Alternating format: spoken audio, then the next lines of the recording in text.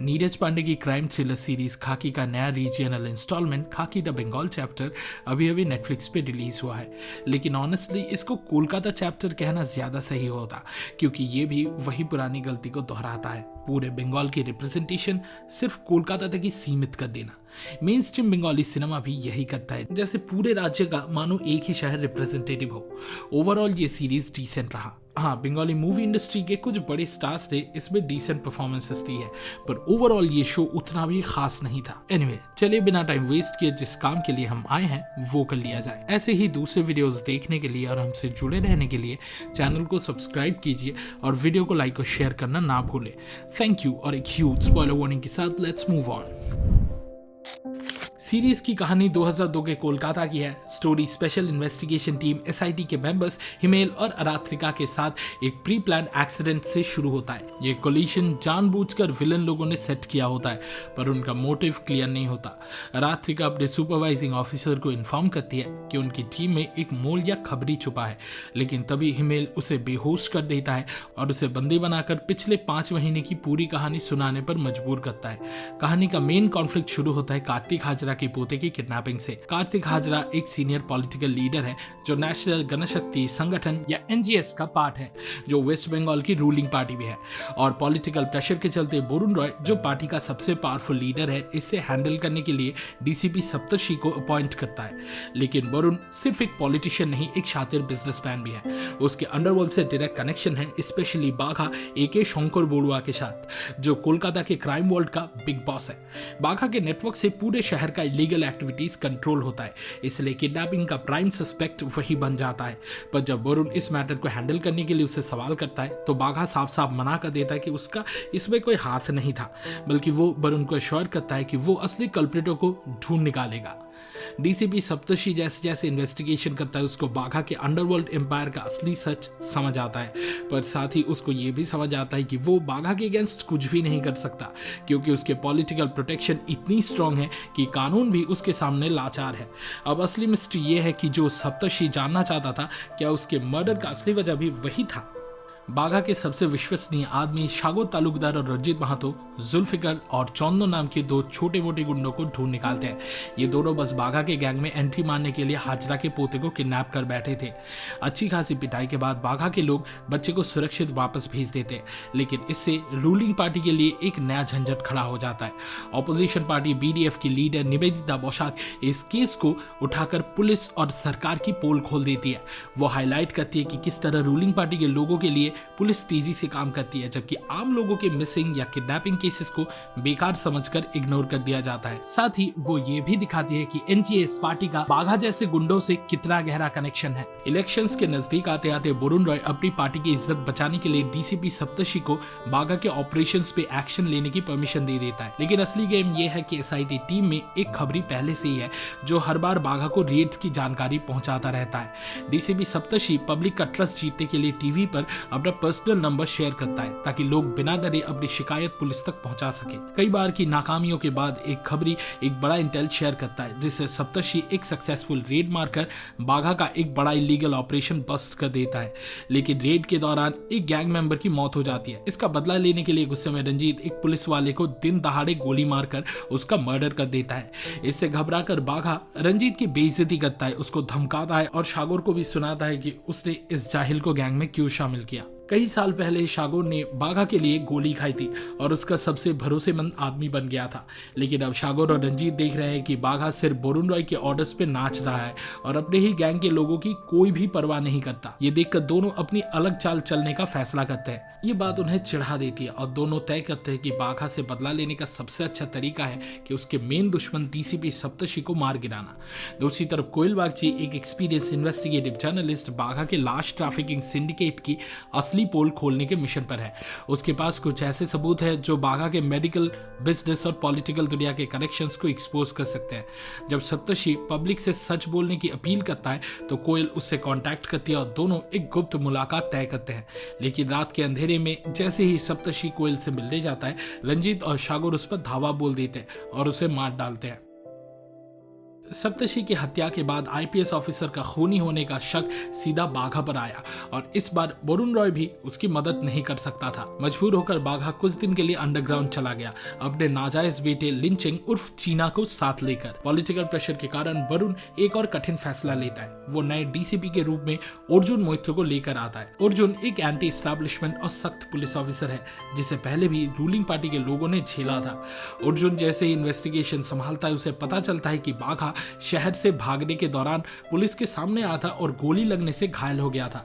एक डॉक्टर की मदद से जो बाघा का इलाज कर रहा था, अर्जुन चेंग को गिरफ्तार कर लेता है। दूसरी तरफ वरुण अपने पुराने साथी बाघा को धोखा देने का फैसला लेता है। उसके इस नए चाल का हिस्सा बनते हैं शागोर और रंजीत, जो सप्तषी की हत्या के बाद छुप कर बैठे थे। वरुण शागोर की पॉलिटिकल एम्बिशंस का फायदा उठाता है और पुलिस के पहुंचने से पहले रंजीत और शागोर बाघा को मारकर उसका सुसाइड का नाटक रचते हैं। अर्जुन समझ जाता है कि ये एक इनसाइड जॉब है, लेकिन ऑफिशियली क्रेडिट पुलिस डिपार्टमेंट को मिलता है। चेंग को रिहा करने के बाद अर्जुन उसे बता देता है कि बाघा की हत्या उसके किसी अपने ने ही की है। बाघा की मौत के बाद रूलिंग पार्टी या एनजीएस की इमेज क्लीन हो गई थी, इसलिए उनका प्लान था कि अर्जुन को ट्रांसफर करके केस को दबा दिया जाए।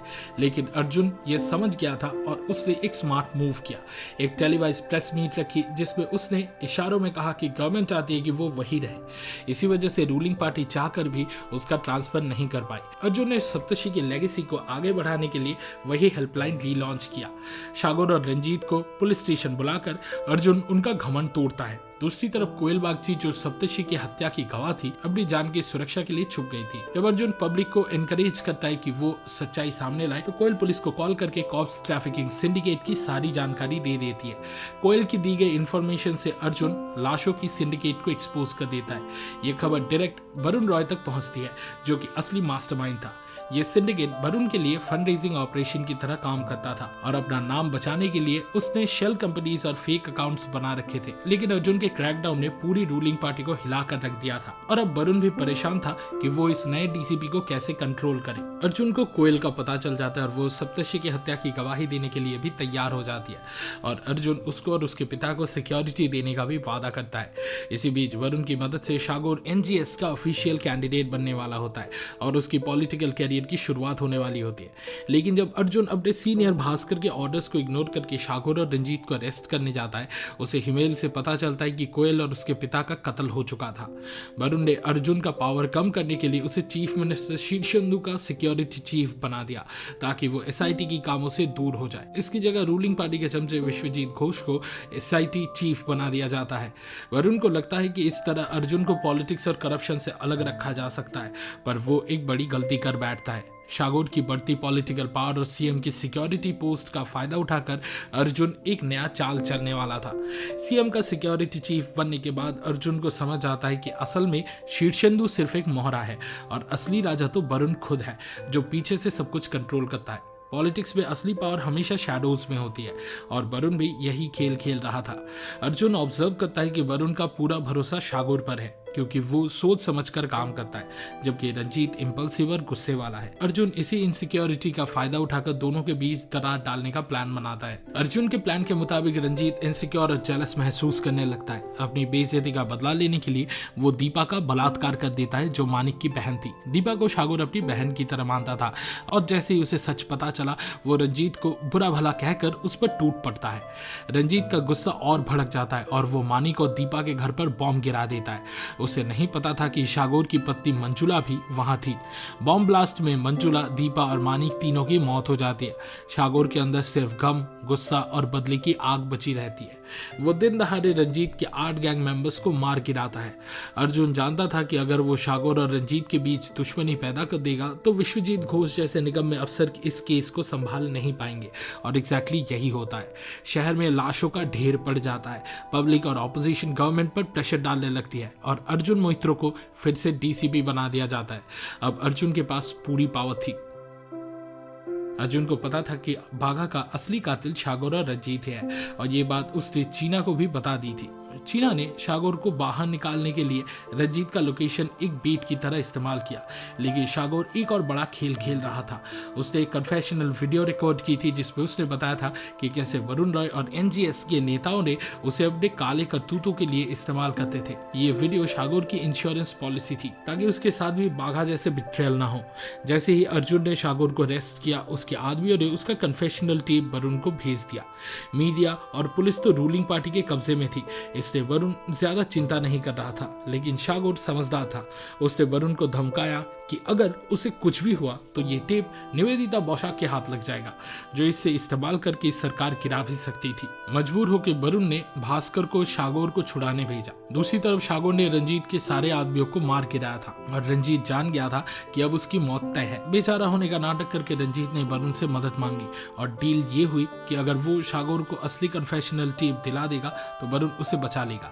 रंजीत जानता था कि शागोर अपना मेन टेप घर पे रखता था, इसलिए रिमोट दिखाने का नाटक करके वो शागोर के करीब गया और पहला मौका मिलते ही उसका कत्ल कर दिया। अर्जुन को पता था कि वरुण पूरा गेम कंट्रोल कर रहा है, इसलिए उसने पहले से ही उसके कॉल्स रिकॉर्ड कर लिए थे। इसी तरह उसको पता चला कि रंजीत ने कन्फेशनल टेप वरुण को दे दिया है। अर्जुन ने हिमेल और अरात्रिका को रंजीत को पकड़ने भेजा, लेकिन रंजीत भाग निकलता है। फिर भी एसआईटी उस टेप को हासिल कर लेती है, लेकिन एक और बड़ा ट्विस्ट बाकी था। अर्जुन को शक था कि एसआईटी में एक मोल है जो वरुण के अंदर की सारी जानकारी दे रहा है, इसलिए उसने अपनी एक्स सौम्या जो बीएसएनएल में काम करती थी उससे एसआईटी मेंबर्स के कॉल रिकॉर्ड्स ट्रेस करवाए। पूरे शो में ये दिखाया गया कि हिमेल गद्दार हो सकता है, लेकिन असली गद्दार अरात्रिका थी जो वरुण रॉय से रेगुलर कांटेक्ट में थी। अरात्रिका ने जानबूझकर एक एक्सीडेंट सेटअप किया था ताकि टेप वरुण के आदमियों को मिल जाए। हिमेल एक्सीडेंट में जिंदा बच गया और अरात्रिका का सच रिकॉर्ड कर लिया। जब अर्जुन वहां पहुंचता है, अरात्रिका कन्फेस करती है कि अपने गलत करतूतों के कारण वो वरुण के लिए डबल एजेंट बन गई थी।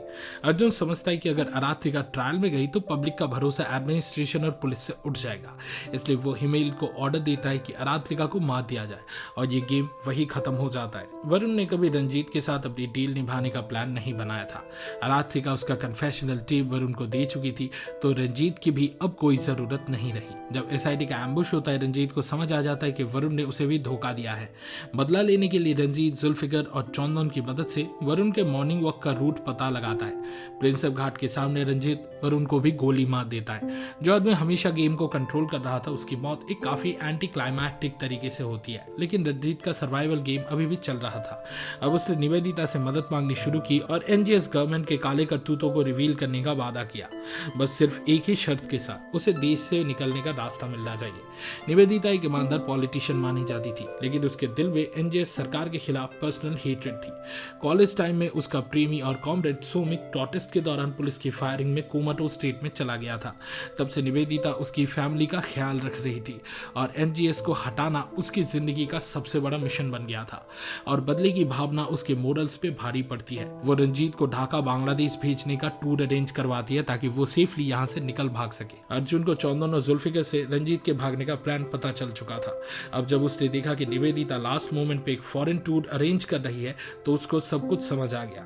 एयरपोर्ट के बाहर अर्जुन ने निवेदिता को कन्फ्रंट किया, उसको धमकाया कि वो उसका सच एक्सपोज कर देगा और तुरंत रंजीत की तलाश में निकल गया। एक चेज सीक्वेंस के बाद फाइनली अर्जुन रंजीत को मार गिराता है। सीरीज में अल्ट्रा ट्विस्ट ये आता है कि अर्जुन उसी कन्फेशनल टेप को निवेदिता के हवाले कर देता है।